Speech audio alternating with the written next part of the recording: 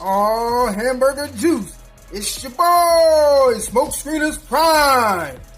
I'm here. Alright, so what I did was just a little bit of switching up how I have my quote-unquote throne room set up.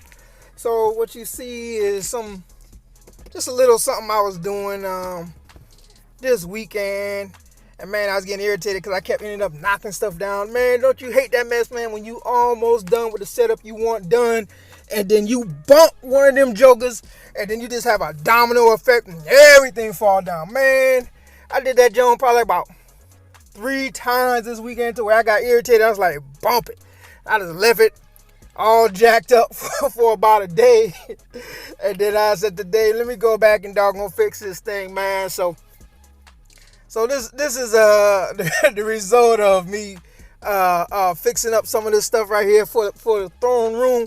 You know, for right now, you know, Coco's sitting on the throne. He the big dog for right now.